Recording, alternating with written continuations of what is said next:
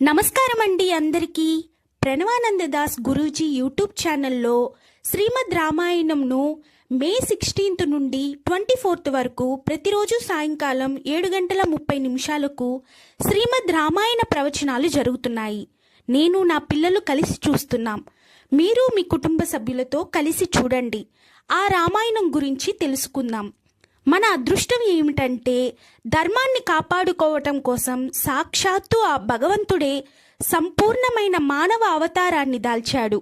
ఒక మానవుడు ఎటువంటి శక్తియుక్తులు లేకపోయినా, ఎన్ని కష్టాలు వచ్చినా ధర్మాన్ని విడవకుండా ఎలా ధార్మికమైన జీవితాన్ని జీవించవచ్చునో శ్రీమద్ రామాయణం మనకు నేర్పుతుంది. మనం ఇప్పుడున్న పరిస్థితులను బట్టి ఫోన్తోనే ఉంటున్నాం.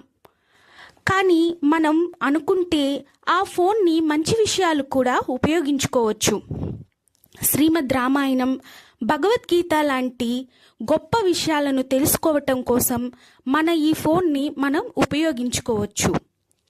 తండ్రి మాటను నిలుపగా రాముండు అడవులకు పయనమయ్యి, నేను మీ బాటలోని వస్తాను అనుచు సీతమ్మ కదిలే, ఓ పడతి ఆడవిలో కష్టాలు పడలేవు అనే రాముడు, నీడనే వదిలిపెట్టి మీరెలా వెళ్ళగలరనెను సీత.